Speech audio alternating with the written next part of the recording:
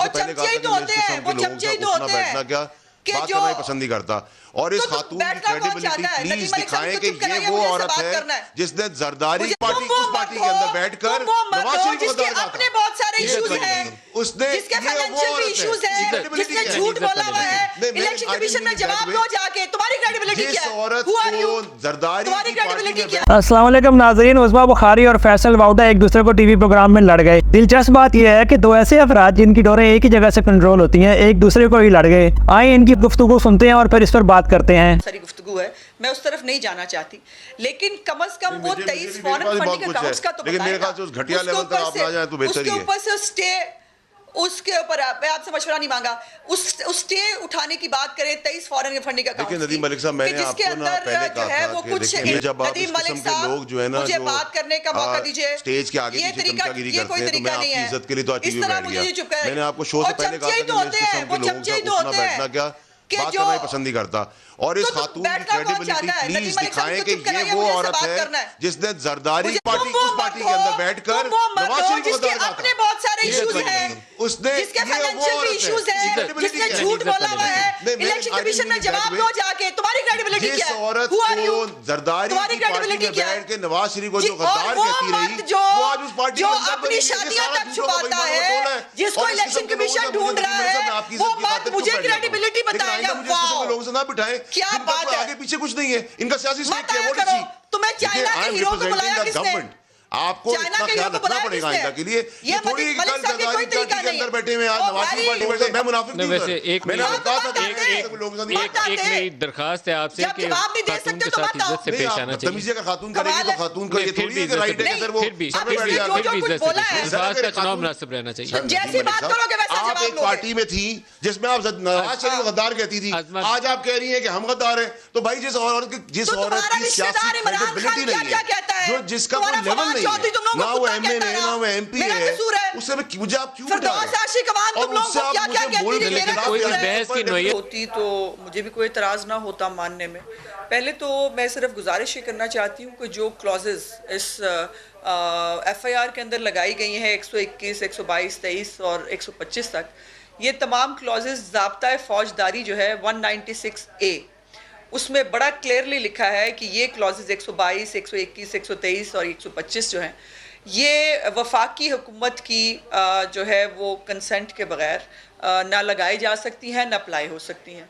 और इसके ऊपर जो है हाई कोर्ट्स के डिसीजन भी मौजूद हैं, उसके ऊपर बहुत सारी जजमेंट्स भी मौजूद हैं और एफआईआर स्क्वैश भी हुई हैं इस पॉइंट को मद्देनजर रखते हुए।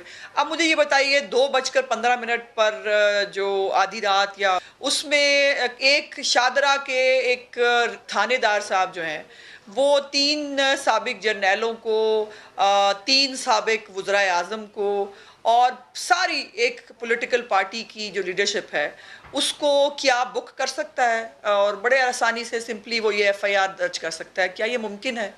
ये प्रॉब्लम ये है कि इन्होंने कर तो लिया था अपनी वो जो इनका एक गुस्सा, एक वो पता नहीं किस चीज़ की गरूर है, इनको डिलीवर ये कर नहीं पाए और जो है वो, लेकिन शौक है उनको दूसरों को जो है वो किसी ना किसी तरह पहले करप्शन होती रही, अब जो है वो अब आपके ख्याल में ये कटी रहेगी या इसकी वापसी होगी?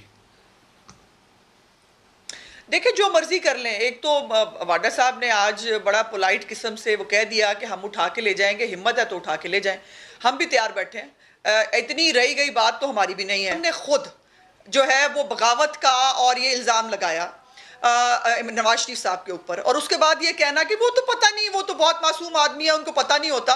उनको सब पता होता और अगर नहीं पता होता तो फिर तो बहुत सारे और सवालात उठते। और हमने मजहब कार्ड इस्तेमाल नहीं किया, हमारे खिलाफ धरने हुए थे जिसमें जा के ये सारे बैठा करते थे और वहाँ पर पैसे बढ़ते थे उनको भेजने के लिए, और गोलियाँ हमारे जो है वो घरों पे चली हैं, हमारे लोगों के जो है वो घरों पर और दफ्तरों पर हमले हुए हैं। मजहब कार्ड किसने इस्तेमाल किया है वो सारी दुनिया ने देखा है, इसलिए मुझे इस पर ज़रूरत नहीं है। मेरा ख्याल है कि हमें बात करनी चाहिए अब और इश्यूज़ के ऊपर, और उसमें जो आज इम्पॉर्टेंट इशू है یہ جو بڑے معصوم ہیں نا بشیر میمن صاحب جن کو ڈی جی ایف آئی اے کو نکالا گیا ہے, ان کا انٹرویو دیکھا ہے آپ نے؟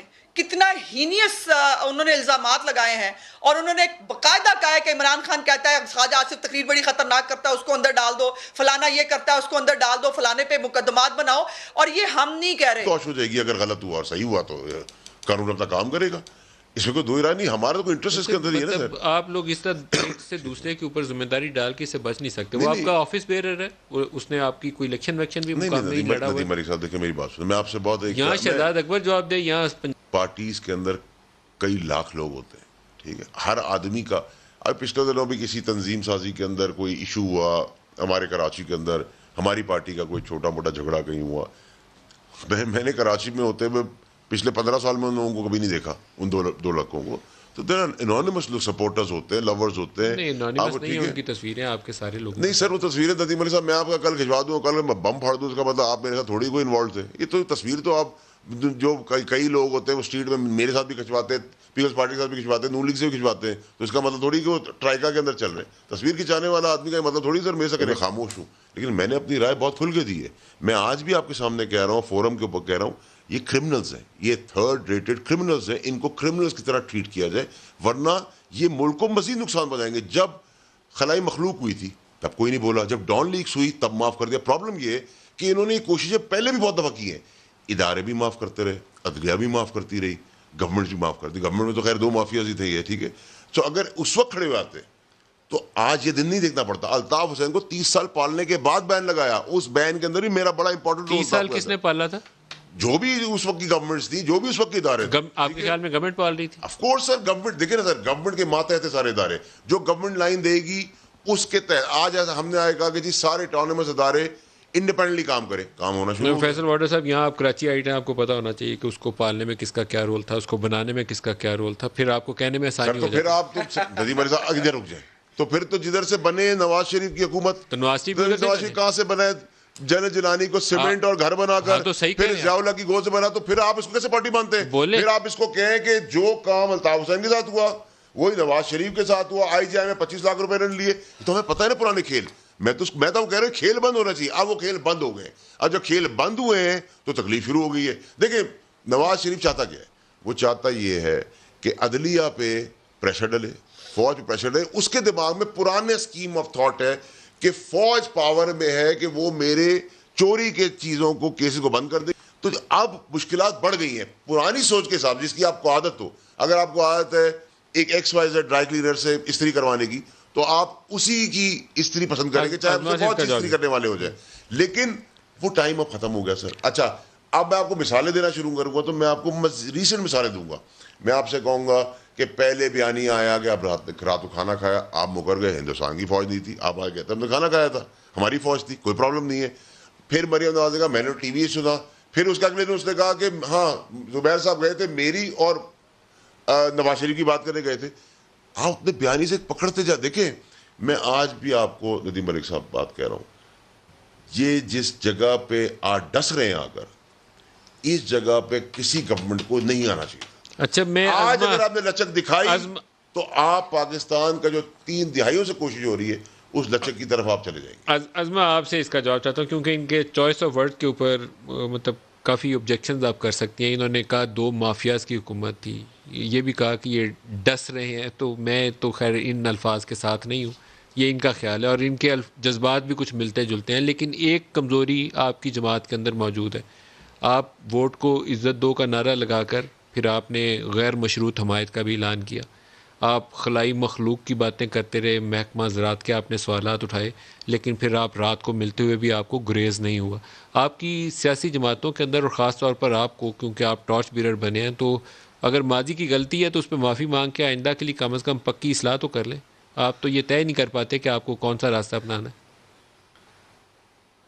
نہیں ملک صاحب ایسے نہیں ہے. کئی دفعہ جو ہے وہ معافی مانگی جا چکی ہے, اور اب جب یہ بات کی نواز شریف صاحب نے تب بھی انہوں نے کہا میں بھی دودھ کا دھلاوا نہیں ہوں, ہم سے بھی بہت ساری غلطیاں ہوئی ہیں, اسی لیے بیٹھتے ہیں اور جو جس کی غلطی ہے جتنا جس کا حساب بنتا ہے. دیکھیے میں بھی प्रॉब्लम ये है कि इनकी बातों का जवाब इनकी ज़बान में देना अब ज़रूरी हो गया है, बहुत हो गया जितना हमने जो है बर्दाश्त करना था। नाज़रीन, उज़्मा बुखारी हो या फैसल वाउडा, दोनों ही इमरान खान के मुखालिफ हैं। फैसल वाउडा ने मुश्किल वक्त में इमरान खान से बेवफाई की है और दूसरी तरफ बुग़्ज़ इमरान से बरी उज़्मा बुखारी हैं। लेकिन दिलचस्प बात यह है कि दोनों इमरान खान मुखालिफ आज एक दूसरे से ही लड़ पड़े। नाज़रीन, आप इन दोनों की गुफ्तगू से क्या अकस करते हैं? अपनी राय का इजहार कमेंट्स में कीजिए।